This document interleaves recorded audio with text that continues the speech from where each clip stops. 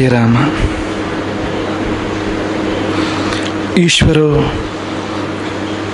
गुरुरात्मेति मूर्तिभेद विभागिने व्योमवद्व्याप्त देहाय दक्षिणामूर्तये नमः। ಒಂದು ದೊಡ್ಡ ಸಂಸ್ಥೆ. ಆ ಸಂಸ್ಥೆಯಲ್ಲಿ ಬಹಳ ಮಂದಿ ಉದ್ಯೋಗಿಗಳಿದ್ದರು. ಬೇರೆ ಬೇರೆ ರೀತಿಯ ಉದ್ಯೋಗಿಗಳು. ಆರ್ಡ್ರ್ ಮಾಡೋರು ಇರ್ಬೋದು, ಆರ್ಡ್ರ್ ತಗೊಳ್ಳೋರು ಇರ್ಬೋದು,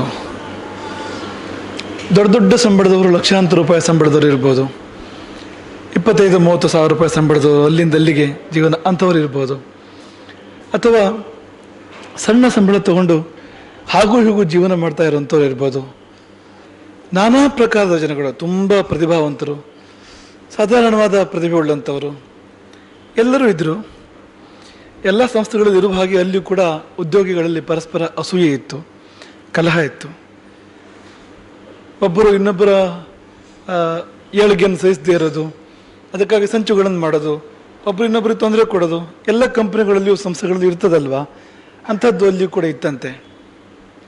ಒಂದು ದಿನ ಎಂದಿನ ಹಾಗೆ ಆ ಸಂಸ್ಥೆಯ ಎಲ್ಲ ಕರ್ಮಚಾರಿಗಳು, ಎಲ್ಲ ಉದ್ಯೋಗಿಗಳು ಬೆಳಗ್ಗೆ ಕೆಲಸಕ್ಕೆ ಹಾಜರಾಗ್ತಾರೆ.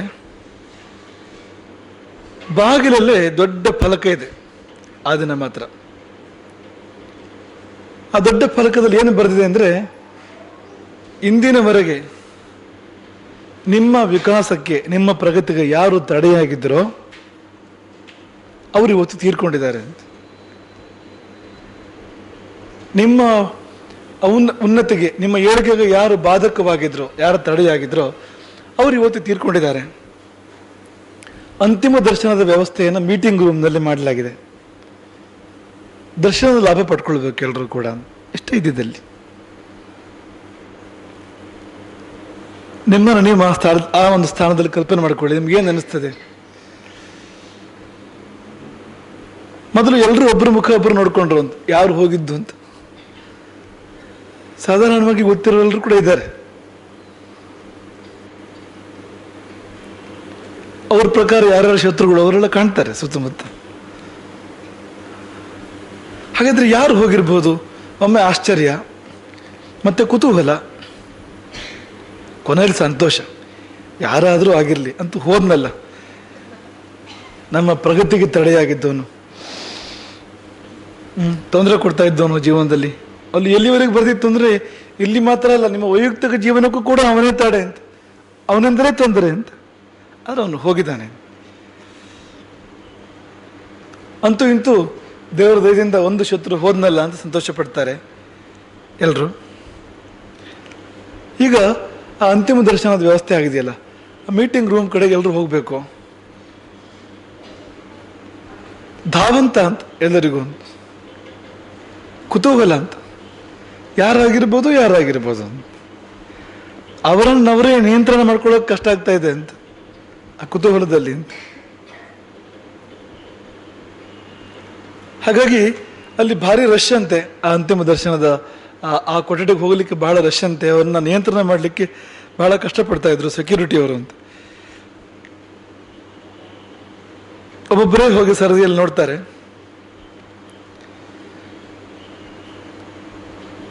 ಅಲ್ಲಿ ಒಬ್ಬರು ಮಾತ್ರ ಹೋಗ್ಬೋದು, ಅವ್ರು ವಾಪಸ್ ಬರುವಾಗಿಲ್ಲ. ಹಾಗೆ ಮುಂದಕ್ಕೆ ಹೋಗೋ ವ್ಯವಸ್ಥೆ ಅಂದರೆ, ನಾನು ಏನು ನೋಡಿದೆ ಅಂತ, ಯಾರನ್ನು ನೋಡಿದೆ ಅಂತ ಹಿಂದಿನವ್ರಿಗೆ ಹೇಳೋಕೆ ಅವಕಾಶ ಇಲ್ಲ. ಆ ರೀತಿ ಒಂದು ವ್ಯವಸ್ಥೆಯನ್ನು ಮಾಡಲಾಗಿತ್ತು. ಅವರು ಹಾಗೆ ಕೋಣೆಯಿಂದ ಹೊರಗಡೆ ಹೋಗಬೇಕು, ಅವ್ರಿಗೆ ಇವರು ಭೇಟಿ ತಕ್ಷಣಕ್ಕಾಗೋದಿಲ್ಲ ಅಂಥದ್ದೊಂದು ವ್ಯವಸ್ಥೆ ಇತ್ತು. ಒಬ್ಬೊಬ್ಬರೇ ಹೋಗಿ ನೋಡ್ತಾರೆ. ನೋಡಿದರೆಲ್ಲರೂ ಕೂಡ ಸ್ತಬ್ಧರಾಗ್ತಿದ್ರಂತೆ, ಚಕಿತರಾಗ್ತಿದ್ರಂತೆ. ಅವರಿಗೊಂದು ಸ್ವಲ್ಪ ಹೊತ್ತು ಬೇಕಾಗ್ತಿತ್ತು ಸುಧಾರಿಸ್ಕೊಳ್ಳೋದಕ್ಕೆ ಅಂತ. ಕೊನೆಯಲ್ಲಿ ನಕ್ಕೊಂಡು ಹೋಗ್ತಿದ್ದಾರಂತೆ. ಏನಪ್ಪ ಇತ್ತು ಅಂದರೆ, ಅಲ್ಲಿ ಶವದ ಪೆಟ್ಟಿಗೆ ಬಾಗಿಲು ತೆಗೆದರೆ ದೊಡ್ಡ ಕನ್ನಡಿ ಇತ್ತಂತಲ್ಲಿ, ದೊಡ್ಡ ಕನ್ನಡಿ ಅಂತ. ಆಮೇಲೆ ಬರೆದಿತ್ತಂತಲ್ಲಿ, ನಿಮ್ಮ ವಿಕಾಸಕ್ಕೆ ನೀವೇ ಅಡ್ಡಿ, ಬೇರೆ ಯಾರೋ ಅಲ್ಲ ಅಂತ. ನಿಮಗೆ ಯಾರಾದ್ರೂ ಸೀಮೆಯನ್ನು ಹಾಕೋದಾದ್ರೆ ಅದು ನೀವೇ ಹಾಕ್ಬೋದು ಹೊರತು ಬೇರೆ ಯಾರೂ ಅಲ್ಲ. ನಿಮ್ಮ ಜೀವನದಲ್ಲಿ ಬದಲಾವಣೆ ಬರೆದಿರೋದಕ್ಕೆ ನೀವೇ ಕಾರಣ, ಬೇರೆ ಯಾರೂ ಕಾರಣ ಅಲ್ಲ ಅಂತ. ಯಾಕೆಂದರೆ ನಿಮ್ಮ ಬಾಸ್ ಬದಲಾದರೆ ನಿಮ್ಮ ಜೀವನ ಬದಲಾಗೋದಿಲ್ಲ, ನಿಮ್ಮ ಸ್ನೇಹಿತ ಬದಲಾದರೆ ಜೀವನ ಬದಲಾಗೋದಿಲ್ಲ, ಜೊತೆಗಾರರು ಬದಲಾದರೆ ಜೀವನ ಬದಲಾಗೋದಿಲ್ಲ, ಸಂಸ್ಥೆ ಬದಲಾದರೂ ಜೀವನ ಬದಲಾಗೋದಿಲ್ಲ. ಪರಿವರ್ತನೆ ಬರಬೇಕು ಅಂದರೆ ನೀವೇ ಬದಲಾಗಬೇಕು ಅಂತ. ನೀವೇ ಬದಲಾದಾಗ ಮಾತ್ರವೇ ದೊಡ್ಡ ಪರಿವರ್ತನೆ ಅಂತ ಬರ್ತದೆ. ಅಲ್ಲಿವರೆಗೂ ದೊಡ್ಡ ಪರಿವರ್ತನೆ ಬರೋದೇ ಇಲ್ಲ, ಇದ್ದ ಹಾಗೆ ಇರ್ತದೆ ಎಲ್ಲವೂ ಕೂಡ ಅಂತ. ಹಾಗಾಗಿ ನಿಮ್ಮ ಪ್ರಗತಿಗೆ ದೊಡ್ಡ ಅಡ್ಡಿ ನೀವೇನು, ಅದು ಇವತ್ತು ತೊಲಗಿತು ಅಂತ ಅನ್ಕೊಳ್ಳಿ ಅಂತ. ಜ್ಞಾನೋದಯ ಆಯ್ತಲ್ಲ ಕನ್ನಡಿ ನೋಡ್ತಿದ್ದಾಗೇನೆ. ಹಾಗಾಗಿ ಅದು ಇವತ್ತಿಗೆ ನಿವಾರಣೆ ಆಯಿತು ಅಂತ ಅಂದ್ಕೊಳ್ಳಿ ಅಂತ ಬರೆದಿತ್ತು ಅಲ್ಲಿ ಅಂತ. ಇದು ಯಾವುದೋ ಇತ್ತೀಚಿನ ಕಾಲದ ಒಂದು ಕಥೆ, ಇದು ತತ್ವ ಬದುಕವಾಗಿರ್ತಕ್ಕಂಥ ಒಂದು ಕಥೆ ಇದು. ಆದರೆ ನೀವು ತುಂಬ ಹಿಂದಕ್ಕೆ ಹೋದರೂ ಕೂಡ ಇದೇ ಇದೆ ಅಂತ. ಭಗವದ್ಗೀತೆಯಲ್ಲಿ ಸುಪ್ರಸಿದ್ಧವಾದ ಒಂದು ಉಕ್ತಿಯೇ ಇದೆ. ಅದೇನೆಂದರೆ, ಆತ್ಮೈವ ಹ್ಯಾತ್ಮನೋ ಬಂಧು ಆತ್ಮೈವ ರಿಪುರಾತ್ಮನಃ ಉದ್ಧರೇದ್ ಆತ್ಮನಾತ್ಮಾನಂ ನಾತ್ಮಾನಂ ಅವಸಾದಯೇತ್. ನಿನ್ನನ್ನು ನೀನು ಉದ್ಧಾರ ಮಾಡಿಕೊ, ನಿನ್ನನ್ನು ನೀನೇ ಹಾಳು ಮಾಡ್ಕೊಳ್ಬೇಡ. ಗೀತಾವಾಕ್ಯ ಇದು.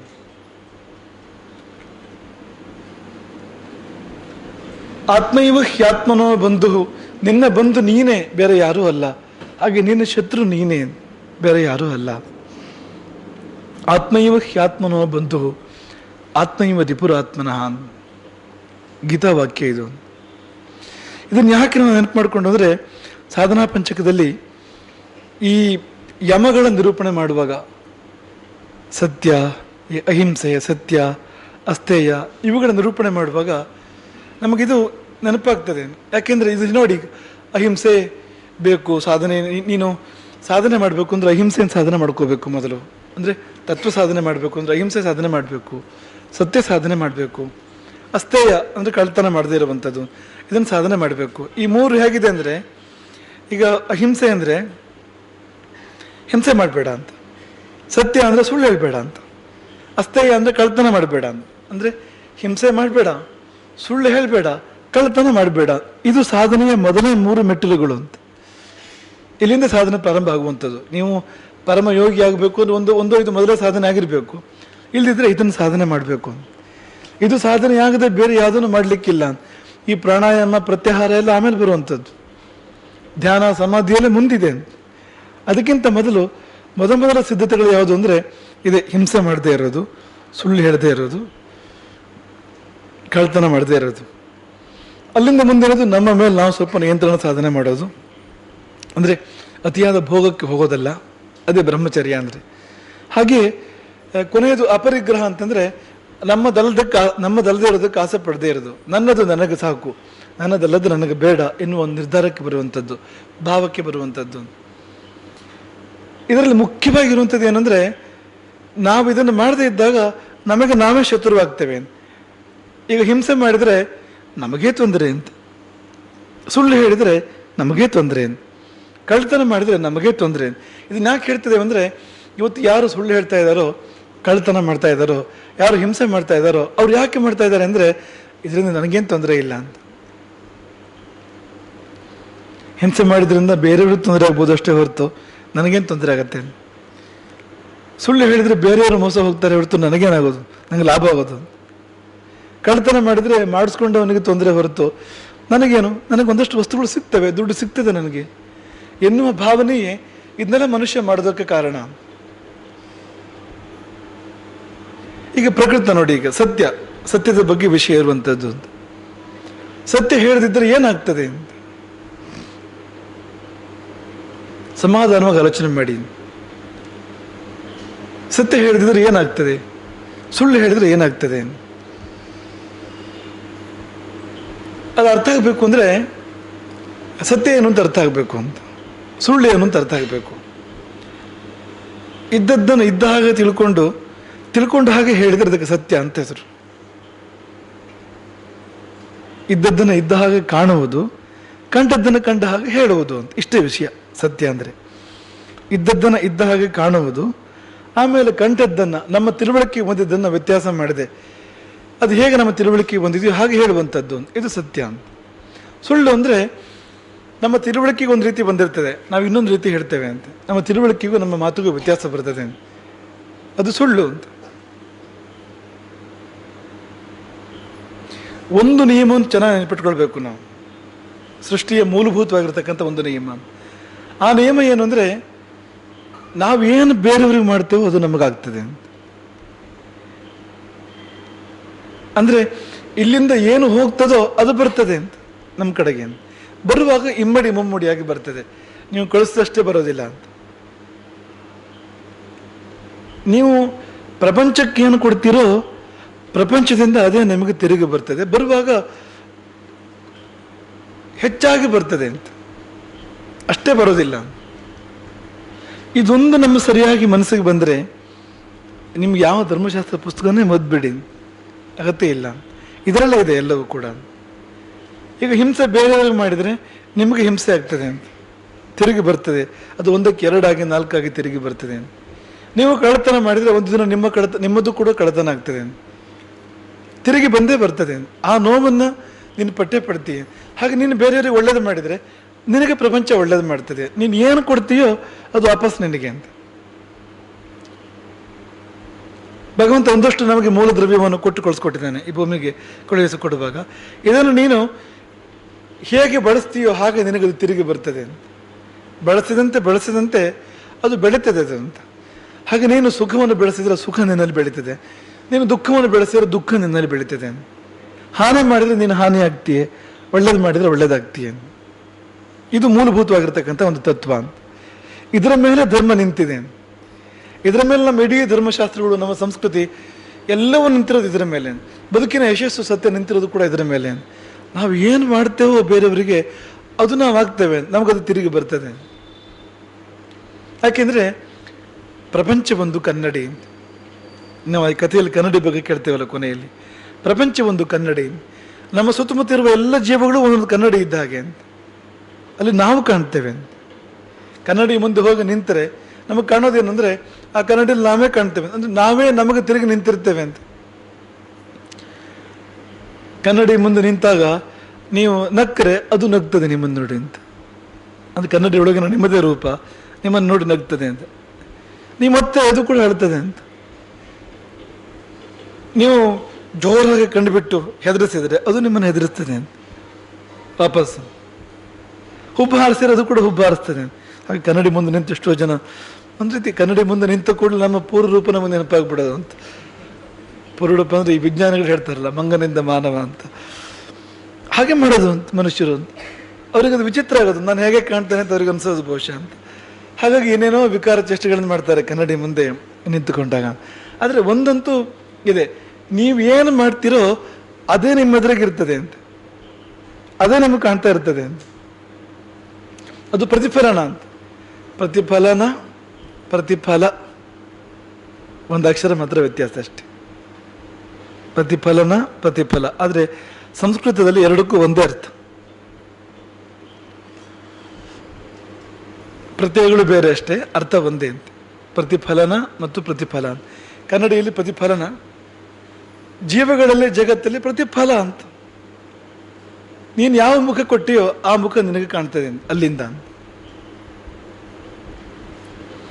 ನಾವು ಈ ಗೋವುಗಳ ಬಗ್ಗೆ ಹೇಳ್ತಾ ಇರ್ತೇವೆ.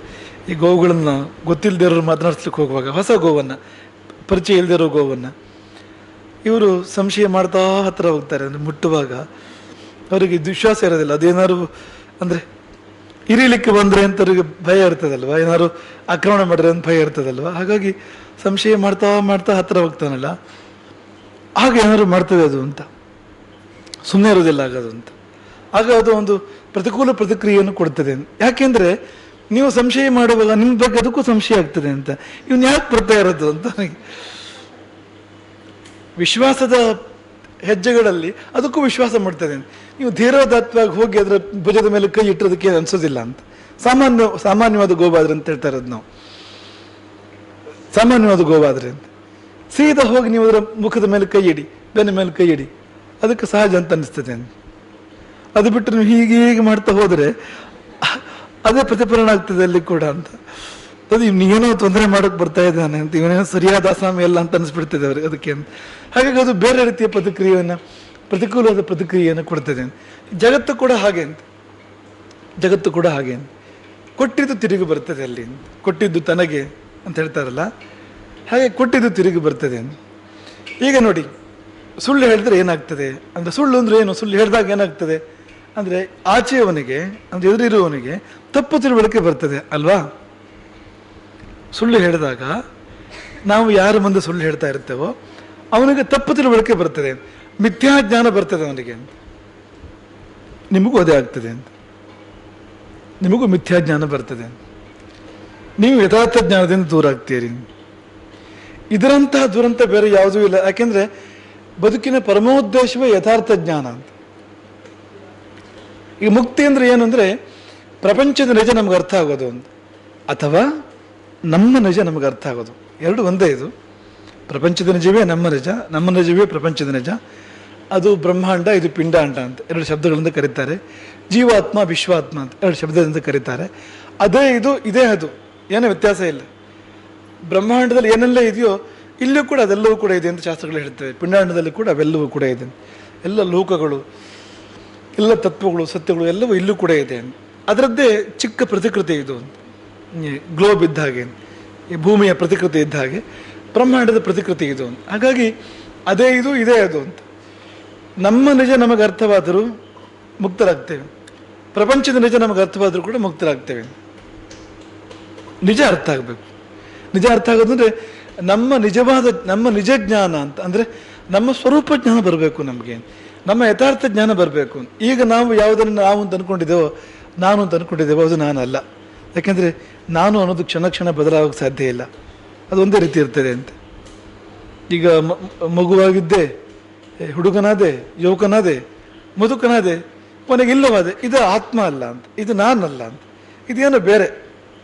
ಈಗ ನಮ್ಮ ಅಂಗಿ ಹಾಗಾಗ್ಬೋದು ನೋಡಿ, ಅಂಗಿ ಬೆಳಗ್ಗೆ ಹಾಕ್ಕೊಂಡಿದ್ದು ಮಧ್ಯಾಹ್ನದ ಹೊತ್ತಿಗೆ, ಒಂದು ಗಂಟೆ ಹೊತ್ತಿಗೆ ಸುಕ್ಕು ಆಗ್ಬೋದು, ಅದು ಸಂಜೆ ಹೊತ್ತಿಗೆ ಬೆವರು ಎಲ್ಲ ಸೇರಿ ಇನ್ನೊಂದು ರೂಪ ತಾಳ್ಬೋದು. ಆದರೆ 4 ದಿನ ಹಾಕಿದ್ರೆ ಇನ್ನೂ ಬೇರೆ ಬೇರೆ ಥರ ಆಗ್ಬೋದು. ಅದು ನಾನಲ್ಲ ಅಂತ. ಅದು ಮಣ್ಣಾಗ್ಬೋದು, ಅದು ಕೊಳಕಾಗ್ಬೋದು, ಅದು ಹರಿದು ಹೋಗ್ಬೋದು. ನಾನು ಅನ್ನೋದು ಬೇರೆ, ಅದನ್ನು ಹಾಕ್ಕೊಂಡವನು. ಹಾಗೆ ಈ ದೇಹವು ಕೂಡ ಒಂದು ಅಂಗಿಯನ್ನು ತಗೊಂಡಾಗ ಅದನ್ನು ಹಾಕ್ಕೊಂಡವನು ನಾನು ಅಂತ.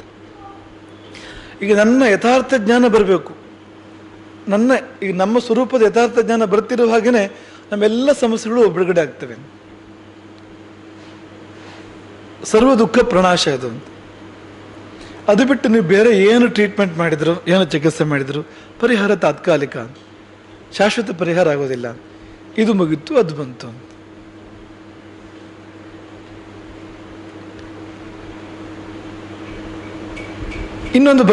ಮತ್ತೊಂದು ಬರ್ತಾ ಇರ್ತದೆ. ಹಾಗಾಗಿ ಈಗ ಒಂದು ಕಾಯಿಲೆ ಮುಗಿತು, ಇನ್ನೊಂದು ಕಾಯಿಲೆ ಬರ್ತದೆ, ಸ್ವಲ್ಪ ಕಾಲ ಕಳೆದು ಅದು ಮುಗಿತು, ಮತ್ತೊಂದು ಕಾಯಿಲೆ ಬರ್ತದೆ. ಕಾಯಿಲೆ ಬರಲಿಲ್ಲ, ಇನ್ನೇನೋ ಬರ್ತದೆ, ಆರ್ಥಿಕವಾಗಿ ನಷ್ಟ ಆಗ್ತದೆ, ಮನೆಗಾರಿಗೂ ತೊಂದರೆ ಆಗ್ತದೆ, ಉದ್ಯೋಗದಲ್ಲೂ ಹಿನ್ನಡೆ ಆಗ್ತದೆ, ವಿದ್ಯಾಭ್ಯಾಸದಲ್ಲಿ ತೊಂದರೆ ಒಂದಲ್ಲ ಒಂದು ಅಂತ. ಅದು ಯಾರು ಇಲ್ಲ ಪ್ರಪಂಚದಲ್ಲಿ, ಅದು ಯಾವುದು ಇಲ್ಲದೆ ಇರುವಂಥವನ್ನೊಂದು ಒಂದಿಲ್ಲ ಒಂದು ತೊಂದರೆಗಳು ಬರ್ತಾ ಇರ್ತವೆ. ಇದಿಷ್ಟಕ್ಕೂ ಒಟ್ಟಿಗೆ ನಾವು ಮುಕ್ತಿಯನ್ನು ಹಾಡಬೇಕು, ಮುಕ್ತಾಯವನ್ನು ಹಾಡಬೇಕು ಅಂದರೆ ಆ ನಿಜ ಜ್ಞಾನ, ಯಥಾರ್ಥ ಜ್ಞಾನ ಬರಬೇಕು ನಮಗೆ. ಪ್ರಪಂಚದ ನಿಜ ಗೊತ್ತಾಗಬೇಕು ನಮಗೆ, ನಮ್ಮ ನಿಜ ಗೊತ್ತಾಗಬೇಕು ಅಂತ.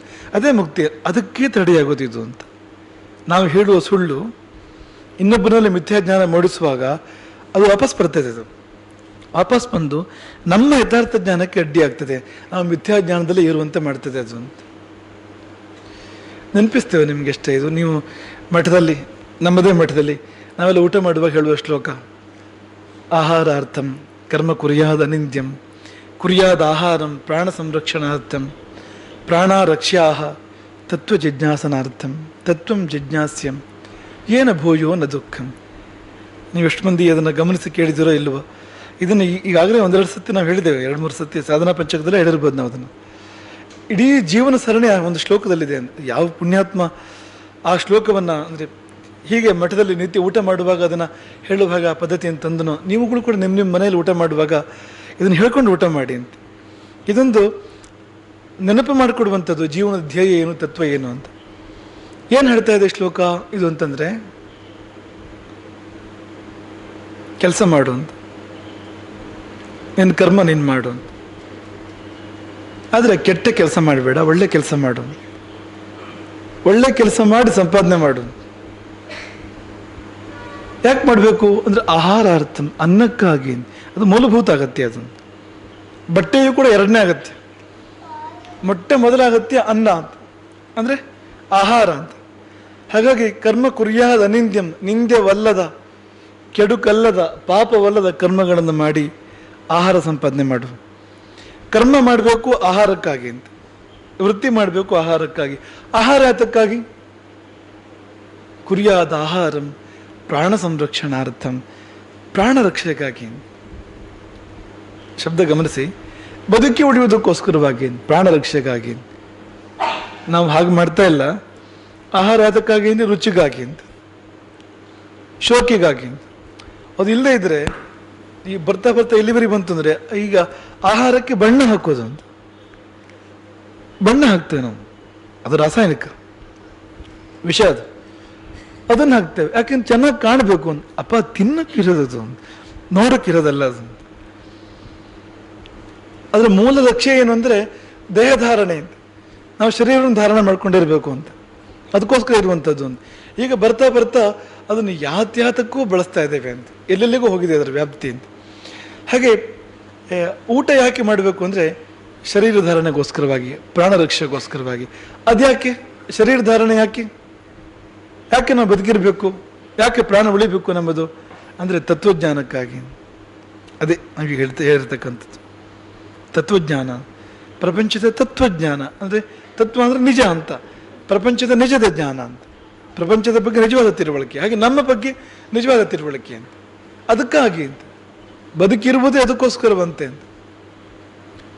ಬದುಕು ಇರುವುದು ಅದಕ್ಕೋಸ್ಕರವಾಗಿ, ನಾವು ಬದುಕಿ ಇರುವುದು ಕೂಡ ಅದಕ್ಕೋಸ್ಕರವಾಗಿ. ಹಾಗೆ ಬದುಕಿರುವುದೇ ತತ್ವಜ್ಞಾನಕ್ಕಾಗಿ, ಯಥಾರ್ಥ ಜ್ಞಾನಕ್ಕಾಗಿ, ನಿಜದರಿವಿಗಾಗಿ. ಅದರಿಂದ ಏನು? ನಿಜದರಿವಿನಿಂದ ಏನು? ತತ್ವಂ ಜಿಜ್ಞಾಸ್ಯಂ. ಯಾಕೆ?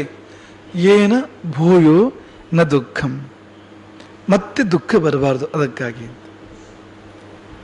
ಇನ್ನೊಮ್ಮೆ ನಮ್ಮನ್ನು ದುಃಖ ಮುಟ್ಟಬಾರದು. ಶಾಶ್ವತವಾಗಿ ನೋವುಗಳು ಮುಗಿದು ಹೋಗ್ಬೇಕು. ಬೇಸರಗಳು, ಕ್ಲೇಶಗಳು, ಮನಸ್ತಾಪಗಳು ಶಾಶ್ವತವಾಗಿ ಮುಗಿದು ಹೋಗ್ಬೇಕು, ಮತ್ತೆ ಬಾರದಂತೆ. ಅದಕ್ಕೆ ಇರುವ ಒಂದೇ ದಾರಿ ತತ್ವಜ್ಞಾನ. ತತ್ವಜ್ಞಾನಾತ್ ನಿಶ್ರೇಯಸಾಧಿಗಮಃ ಅಂತ. ನಿಶ್ರೇಯಸ ಅಂದರೆ ನಿರತಿಶಯವಾದ ಶ್ರೇಯಸ್ಸು, ಅದಕ್ಕಿಂತ ದೊಡ್ಡ ಶ್ರೇಯಸ್ಸು ಅಂತ ಇಲ್ಲ ಅಂತ, ಅದಕ್ಕಿಂತ ದೊಡ್ಡ ಒಳ್ಳೆಯದಾಗೋದು ಅಂತ ಇಲ್ಲ ಅಂತ, ಎಲ್ಲಕ್ಕಿಂತ ದೊಡ್ಡ ಒಳಿತು ಅಂತ. ಅದನ್ನೇ ಮುಕ್ತಿ ಅಂತ ಕರಿತಾ ಇರೋದು. ಅದು ಯಾವುದರಿಂದ ಅಂದರೆ ತತ್ವಜ್ಞಾನದಿಂದ ಅಂತ. ಸುಳ್ಳು ಇನ್ನೊಬ್ಬನಲ್ಲಿ ಮಿಥ್ಯಾಜ್ಞಾನವನ್ನು ಉಂಟು ಮಾಡ್ತದೆ ಅಂದಮೇಲೆ ಸೃಷ್ಟಿ ನಿಯಮದ ಪ್ರಕಾರ ವಾಪಸ್ ನಮ್ಮಲ್ಲಿ ಅದು ಮಿಥ್ಯಾಜ್ಞಾನವನ್ನು ಉಂಟು ಮಾಡಲೇಬೇಕು ಅಂತ, ಅದು ತಿರುಗಿ ಬರಲೇಬೇಕು. ಬರುವಾಗ ಅದು ಇಮ್ಮಡಿಯಾಗಿ ಮುಮ್ಮಡಿಯಾಗಿ ಬರ್ತದೆ, ಇನ್ನಧಿಕವಾಗಿ ಮತ್ತಧಿಕವಾಗಿ ಬರ್ತದೆ ಅದು ಅಂತ. ಹಾಗೆ ಬಂದಾಗ ನಮ್ಮ ಮುಕ್ತಿಗೆ ಅಡ್ಡಿ ಆಗ್ತದೆ ಅದು ಅಂತ. ಜ್ಞಾನ ವಿಹೀನ ಸರ್ವಮತೇನ ಮುಕ್ತಿ ನ ಭಜತಿ ಜನ್ಮಶತೇನ. ಶಂಕರರದ್ದೇ ಮಾತು. ಕುರುತೆ ಗಂಗಾ ಸಾಗರ ಗಮನಂ ವ್ರತ ಪರಿಪಾಲನಂ ಅಥವಾ ದಾನಂ. ಗಂಗಾ ಸಾಗರಕ್ಕೆ ಯಾತ್ರೆ ಮಾಡ್ತಾನೆ ಅಂದರೆ ಪುಣ್ಯಕ್ಷೇತ್ರಗಳ ಯಾತ್ರೆ ಮಾಡ್ತಾನೆ. ವ್ರತ ಪರಿಪಾಲನಂ, ನಾನಾ ವ್ರತಗಳನ್ನು ಆಚರಣೆ ಮಾಡ್ತಾನೆ. ಅಥವಾ ದಾನಂ, ದಾನ ಮಾಡ್ತಾನೆ. ನೀನು ಏನು ಬೇಕಾದರೂ ಮಾಡು, ಆದರೆ ಜ್ಞಾನ ವಿಹೀನ, ನಿನಗೆ ಜ್ಞಾನ ಬರದೇ ಇದ್ರೆ, ಆ ತತ್ವಜ್ಞಾನ ಯಥಾರ್ಥ ಜ್ಞಾನ ಬರದೇ ಇದ್ರೆ ಸರ್ವ ಮತೇನ. ನಾನು ಒಬ್ಬನೇ ಹೇಳ್ತಾ ಇರೋದಲ್ಲ, ಎಲ್ಲರೂ ಹೇಳ್ತಾ ಇರೋದು ಇದನ್ನೇ, ಎಲ್ಲ ಮತಗಳು ಇದನ್ನೇ ಹೇಳ್ತವೆ ಅಂತ. ಮುಕ್ತಿ ನ ಭಜತಿ, ನನಗೆ ಮುಕ್ತಿ ಇಲ್ಲ. ಜನ್ಮ ಶತೇನ, 100 ಸಾರಿ ಹುಟ್ಟು 100 ಸಾರಿ ಸಾಯಬೇಕಾದ್ರೆ, ಆದರೆ ಮುಕ್ತಿ ಅನ್ನೋದು ಅವನಿಗಿಲ್ಲ. ಮುಕ್ತಿ ಬರುವುದಕ್ಕೆ, ಮುಕ್ತಿಗೆ ನಾವು ತಲುಪುವುದಕ್ಕೆ ಇರುವ ದಾರಿ ಒಂದೇ, ದ್ವಾರ ಒಂದೇ, ಅದು ನಿಜದರಿವು. ಅದಕ್ಕೆ ಬಾಧಕಾಗುವಾಗ ನೀವು ಅದನ್ನಿಟ್ಕೊಂಡು ಹೇಗೆ ಸಾಧನೆ ಮಾಡ್ತೀರಿ? ಹಾಗಾಗಿ ಯೋಗಶಾಸ್ತ್ರ ಹೇಳಿತು, ಮೊಟ್ಟ ಮೊದಲು ನೀನು ಸತ್ಯವನ್ನು ಸಾಧನೆ ಮಾಡಬೇಕಪ್ಪ. ನೀನು ಸುಳ್ಳು ಆಡಬಾರ್ದು. ನೀನು ಸುಳ್ಳು ಆಡಿದರೆ ಅದೇ ನಿನಗೆ ತಡೆಯಾಗಿ ಪರಿಣಮಿಸ್ತದೆ. ಹಾಗಾಗಿ ನಿನಗೆ ನೀನೇ ತಡೆ. ಸುಳ್ಳು ನಾವು ತಾನೇ ಹೇಳೋದು, ನಾವು ತಾನೇ ಸುಳ್ಳು ಹೇಳೋದು ಅಂತ. ಆ ಸುಳ್ಳು ತಾನೇ ನಮಗೆ ಬಾಧಕವಾಗುವುದು, ಬಂಧಕವಾಗುವುದು. ಅಂದಮೇಲೆ ನಮಗೆ ಯಾರು ತಡೆ? ನಮಗೆ ನಾವೇ ತಡೆ. ಹಿಂಸೆ ನಾವು ಮಾಡ್ತೇವೆ, ಕಳ್ಳತನ ನಾವು ಮಾಡ್ತೇವೆ. ಇದೆಲ್ಲವೂ ನಮ್ಮಿಂದ ಆಗುವಂಥದ್ದು, ನಾವೇ ಮಾಡುವಂಥದ್ದು. ಹಾಗಾಗಿ ಎಂದಿಗೂ ಬೇರೆಯವರನ್ನು ದೋಷಿಸಬೇಡ. ನನ್ನ ಪ್ರಗತಿಗೆ ಇವರು ಮಾರಕ ಆದರು, ನನ್ನ ಏಳಿಗೆಗೆ ಅವರು ಅಡ್ಡಿ ಆದರು ಅಂತ ಹೇಳಬೇಡ. ಯಾಕೆಂದರೆ ಈ ನಿನ್ನ ದುರ್ಗುಣಗಳು, ಈ ನಿನ್ನ ತಪ್ಪುಗಳು ಅದು ಬೇರೆಯವ್ರನ್ನ ಹೋಗಿ ಪ್ರೇರಿಸಿ ನಿನಗೆ ತೊಂದರೆ ಮಾಡುವಾಗ ಮಾಡ್ತೇವೆ. ನಮ್ಮ ನಮ್ಮ ಅವನತಿಗೆ, ನಮ್ಮ ನಮ್ಮ ದುಃಖಕ್ಕೆ, ನಮ್ಮ ನೋವಿಗೆ, ನಮ್ಮ ಪತನಕ್ಕೆ ನಮ್ಮ ಕರ್ಮ ಕಾರಣ, ನಮ್ಮ ವರ್ತನೆ, ನಮ್ಮ ನಡವಳಿಕೆ ಕಾರಣ. ಇವತ್ತಲ್ಲದೆ ಇರ್ಬೋದು, ಯಾವತ್ತೋ ಇರ್ಬೋದು, ಆದರೆ ಅದು ಮಾತ್ರ ಅದನ್ನು ಆಚಾರ್ಯರುಗಳು ಹೇಳ್ತಾರೆ, ಸಾವಿರಾರು ಗೋವುಗಳ ಮಧ್ಯೆ ಕರು ತನ್ನ ತಾಯಿಯನ್ನೇ ಹುಡುಕಿಕೊಂಡು ಹೋಗುವ ಹಾಗೆ ಅಸಂಖ್ಯ ಜೀವಗಳ ನಡುವೆ ಕರ್ಮ ಅದನ್ನು ತನ್ನನ್ನು ಮಾಡಿದ ಜೀವ ಇದ್ದಾನಲ್ಲ ಅವನನ್ನೇ ಹುಡುಕೊಂಡು ಹೋಗ್ತದಂತೆ. ಅಂತ ಎಷ್ಟು ಜನ್ಮಗಳು ದಾಟಿದ ಮೇಲೆಯೂ ಹೋಗಿ ಅವನನ್ನೇ ತಲುಪಿ ಅವನಿಗೆ ಆ ಫಲವನ್ನು ಕೊಡ್ತದೆ ಅದಂತ. ಅದಕ್ಕಿರುವ ದಾರಿ ಒಂದೇ, ನೀನು ಕೆಟ್ಟದ್ದು ಮಾಡದೇ ಇರೋದು ಅಂತ. ಇದೇ ಅಲ್ಲ ಕೆಟ್ಟದ್ದು ಅಂದರೆ. ಯಾವುದು ಕೆಟ್ಟದ್ದು ಅಂದರೆ ನಿನಗೆ ಯಾವುದು ಕೆಟ್ಟದ್ದು ಮಾಡ್ತದೋ ಅದು ಕೆಟ್ಟದ್ದು ಅಂತ. ಮಾತು ಪೂರ್ಣ ಮಾಡುವಾಗ ಇನ್ನೊಂದು ಸತಿ ಆ ಒಂದು ಗೋವಿನ ನೆನಪು ಮಾಡಿಕೊಡ್ತೇವೆ. ಈ ಗೋವಿಗೆ ತೊಂದರೆ ಮಾಡಬೇಡಪ್ಪ, ಯಾಕೆಂದರೆ ನಿನಗೆ ತೊಂದರೆ ಆಗ್ತದೆ ಅಂತ. ನಿಜ ವಿಷಯ ಅದು ಅಂತ. ಮನುಷ್ಯ ಗೋವಿಗೆ ತೊಂದರೆ ಮಾಡಬೇಡಪ್ಪ, ಪಾಪ ಗೋವಿಗೆ ಕಷ್ಟ ಆಗ್ತದೆ ಅಂದರೆ ಅದು ಇರಲಿ ಬಿಡಿ ಇದು ಅಂತ ಹೇಳ್ತಾನೆ ಮನುಷ್ಯ ಅಂತ. ಆದರೆ ಗೋವು ಇಲ್ಲದಿದ್ದರೆ ನಿನಗೇ ತೊಂದರೆ ಆಗ್ತದೆ ಅಂತ ಅನ್ನುವಾಗ ಅವನಿಗೆ ಸ್ವಾರ್ಥಿ ಅಲ್ವಾ ಮನುಷ್ಯ ಅಂತ. ಆಗ ಸ್ವಲ್ಪ ಆದರೂ ಜ್ಞಾನೋದಯ ಆಗುವಂಥದ್ದು. ಇದು ಕೂಡ ಹಾಗೆ, ಧರ್ಮಶಾಸ್ತ್ರಕ್ಕೂ ಕಾನೂನಿಗೂ ಇರುವ ವ್ಯತ್ಯಾಸ ಅದು ಅಂತ. ಇದು ಕೂಡ ಹಾಗೆ, ಇವುಗಳು ನಮಗೆ ತೊಂದರೆ ಮಾಡ್ತವೆ ಅಂತ. ಈ ಸುಳ್ಳು, ಕಳ್ಳತನ, ಹಿಂಸೆ ಇಂಥವುಗಳು ಕೊನೆಗೆ ನಮಗೆ ತೊಂದರೆ ಮಾಡ್ತವೆ. ನಮ್ಮ ಇಹದ ಶ್ರೇಯಸ್ಸನ್ನು ಹಾಳು ಮಾಡ್ತವೆ, ಪರವನ್ನಂತೂ ಮೊದಲೇ ಹಾಳು ಮಾಡ್ತವೆ. ಹಾಗಾಗಿ ಇವುಗಳಿಂದ ಬಿಡದೆ ಮುಕ್ತಿ ಇಲ್ಲ. ಇವುಗಳಿಂದ ಮುಕ್ತಿ ಬೇಕು. ಮೊದಲು ಸುಳ್ಳಿನಿಂದ ಮುಕ್ತಿಯಾಗು. ನೀನು ಸುಳ್ಳನ್ನು ಬಿಟ್ಟು ಬಂದರೆ ದುಃಖವನ್ನು ಬಿಡ್ಬೋದು. ಯಾಕೆಂದರೆ ಅದರ ಮುಂದಿನ ಹೆಜ್ಜೆ ಅದು ದುಃಖ ಅನ್ನೋದು ಅಂತ. ಹಿಂಸೆಯ ಮುಂದಿನ ಹೆಜ್ಜೆ ಅದು, ಕಳ್ಳತನದ ಮುಂದಿನ ಹೆಜ್ಜೆ ಅದು ದುಃಖವಾಗಿ ತಿರುಗಿ ಬರುವಂಥದ್ದು. ಹಾಗಾಗಿ ಒಂದೊಂದನ್ನು ಬಿಟ್ಟಾಗ ಅಷ್ಟಷ್ಟು ಪ್ರಮಾಣದ ದುಃಖಗಳು ನಿನ್ನಿಂದ ದೂರ ಹೋಗ್ತವೆ. ಆ ದುಃಖದಿಂದ ನೀನು ದೂರ ಆಗುವುದೇ ಮುಕ್ತಿ ಅಂದರೆ. ಹಾಗಾಗಿ ಮೊದಲು ನಿನ್ನ ಜೊತೆಗಿರುವ ದುರ್ಗುಣಗಳು, ಅದರಲ್ಲಿ ಸುಳ್ಳಿನಂಥದ್ದು, ಅದರಿಂದ ನಿನ್ನ ಕೈಲಿದೆ ಅದು ಮುಕ್ತಿಯನ್ನು ಪಡಿಬೇಕು. ಆಗ ನಿನಗೆ ಆ ಪೂರ್ಣ ಮುಕ್ತಿ ಅನ್ನೋದು ಪ್ರಾಪ್ತ ಆಗುವಂಥದ್ದು. ಹಾಗಾಗಿ ಸುಳ್ಳನ್ನು ಬಿಟ್ಟು ಬಿಡು. ಯೋಗಶಾಸ್ತ್ರ ಹಾಗೆ ಹೇಳಿತು. ಹರೇ ರಾಮ್.